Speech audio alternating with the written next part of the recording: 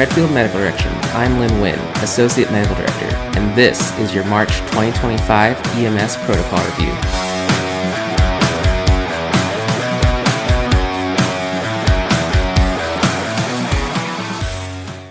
This is our second installment in pediatric protocol reviews, and we'll be starting off with seizures. Seizure activity can be alarming for both parents and EMS. The most common cause of seizures in children, especially under the age of 5, is a febrile seizure, which we covered during last month's protocol review. Other potential causes of seizures include epilepsy, which can be a chronic or new diagnosis, hypoglycemia, which can be checked with a simple finger stick, trauma, and toxic ingestion. To help figure out which of these emergencies is relevant to your patient, there are a handful of key questions you should ask. First being the duration of the seizure, and second, if the seizure activity was generalized or focal. Remember that in the setting of a fever, these factors help differentiate between simple from complex febrile seizures, the latter of which needs additional testing in the emergency department. Also, if the patient has a history of epilepsy but showed a different type of seizure behavior, this is also cause for concern and further workup. It is important to note the patient's post-ictal behavior. Are they alert, confused, or still unresponsive? If the patient hasn't become more alert, you have to consider whether or not the seizure is still ongoing and if the patient might be in status. Our priorities in managing pediatric seizures are to protect the airway, prevent injury, and stop prolonged seizures. Fall back on your BLS skills for airway protection, suction, and throw on a nasal cannula as needed. The first-line treatment for breaking seizures is benzos. These drugs work by binding the GABA receptors in the central nervous system. Because of the sedating effects, be sure to put the patient on the monitor if you haven't already. Don't hesitate to give a benzo IM. Research has shown that IM meds are just as effective as IV for seizures. You can give Ativan up to every 5 minutes for a maximum total of 8 milligrams. If the seizure still hasn't stopped, you can move on to ketamine 1 mg per kg through an IV or IO while hauling to the hospital if you aren't already on the way. Let's move on to overdoses. Particularly prevalent among the newly mobile infants and toddlers, kids are always putting things they shouldn't be in their mouths. Physiologically, because of their small size and developing metabolic abilities, even small doses of certain drugs that normally wouldn't affect an adult could be life-threatening to a child. Rapid assessment and treatment are crucial in these cases. Some of the most common substances responsible for pediatric overdoses include acetaminophen, which is a household drug that can lead to liver toxicity depending on the dose, and opioids, which can result in fatal respiratory depression. Antihistamines are a common choice of overdose in the older kids around adolescence. This can result in an anticholinergic toxidrome characterized by hallucinations, seizures, and cardiac toxicity. The popular mnemonic for this is hot as a hair, red as a beet, dry as a bone, blind as a bat, mad as a hatter, and full as a flask. Iron supplements are highly toxic in overdose, leading to GI bleeding and metabolic acidosis. And of course, there are the usual household chemicals like bleach and pesticides, which can cause severe burns, poisoning, and organ damage.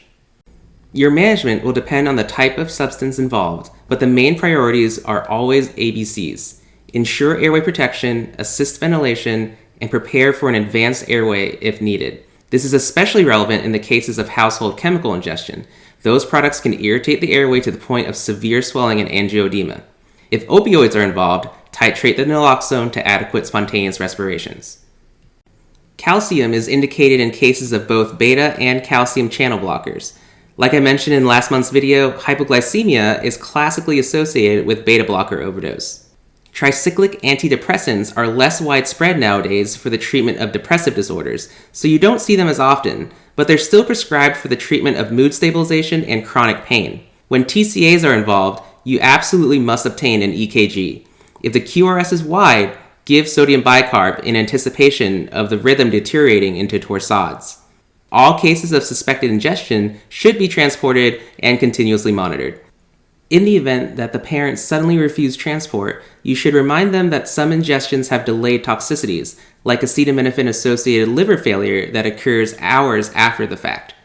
Overall, early recognition and treatment can significantly improve outcomes for these young patients. In general, vomiting is one of the most common complaints in emergency medicine. There are a variety of reasons why a child may present with vomiting, including any of the toxic ingestions that we just talked about, gastroenteritis, which is usually caused by a viral illness that also causes diarrhea, infections, which could range from a simple UTI to a serious case of meningitis, increased intracranial pressure from either chronic congenital conditions or head trauma, or a surgical abdominal emergency like appendicitis, intussusception, or bowel obstruction. When assessing a pediatric patient with vomiting, it's important that you evaluate their hydration status. Look for dry mucous membranes, sunken eyes, or delayed cap refill of more than 2 seconds. Ask to see if the parent reports any decreased urination, which can be quantified by number of wet diapers. Lethargy or poor responsiveness may indicate sepsis or metabolic imbalance. Your management should involve placing the patient in a position of comfort that minimizes the risk of aspiration. If there are signs of hypotension, poor perfusion, or shock, go ahead with a 20 cc per kilo bolus of fluids. Otherwise, if the child is awake and alert, you can optimize success of oral rehydration by giving 0.2 milligrams per kilo of ondansetron. You need to frequently assess for deterioration, especially in the infants and younger children. That's because, unlike adults, pediatric patients can maintain a seemingly normal blood pressure for a long time, even when critically ill. By the time a child becomes hypotensive, they are already in decompensated shock, which is why early intervention is critical. Blood pressure and hypotension in children is age dependent. If the child is less than 31 days, a normal systolic blood pressure is greater than 60. Between 31 days and 1 year, a normal systolic would be greater than 70. For kids older than 1 year, a quick formula popularized by PALS and ATLS is 70 plus 2 times the age in years. Pediatric hypotension can be caused by hypovolemia and all types of shock. In sepsis, a systemic infection causes vasodilation and poor perfusion. In contrast, anaphylaxis triggers vasodilation through a hyperactivation of the immune system. Cardiogenic shock could be the result of congenital heart defects, myocarditis, or arrhythmias. Spinal cord injuries can cause a neurogenic shock through loss of vascular tone. Blunt trauma may result in an intrathoracic injury like a pneumothorax or tamponade, which obstructs cardiac output. In your evaluation of the hypotensive kid, you have to look beyond the blood pressure. Remember, hypotension is a late sign of shock. Keep an eye out for early indicators like tachycardia and other signs of poor perfusion like skin tenting, delayed cap refill, and lethargy. On the other hand, bradycardia is an ominous peri-arrest sign. Before you get to that point, you need to identify the cause of the hypotension and restore circulation. In the setting of hypovolemic or septic shock, give 20 cc per kilo of fluids. Reassess after each bolus, repeating up to a maximum of 60 cc's per kilo as needed. Neonates should receive half these volumes. If there is a history of congenital heart disease and your exam is positive for rales or crackles concerning for pulmonary edema, you need to be cautious about your fluid volume and should even consider vasopressors instead, titrating to an age-appropriate systolic blood pressure. In cases of hemorrhage, give a gram of TXA while controlling the bleeding and evaluate if you need to go to a trauma center. If you have blood products on hand, a hypotensive kid is a great time to use them. You should go over last month's protocol review for a more in-depth discussion on pediatric anaphylaxis. When it comes to pre-hospital pain management, we have a handful of effective options at our disposal. However, a lot of providers are wary of giving children narcotics, even in the emergency department and hospital. But it's because of that borderline paranoid mindset that pain is often undertreated in children. Depending on your agency, you may have a variety of opioid pain relievers on hand, like morphine or Dilaudid, which have max doses of 10 and 2 milligrams respectively. There's also fentanyl, which has a max dose of 150 mics, and the added bonus of being able to be given intranasally.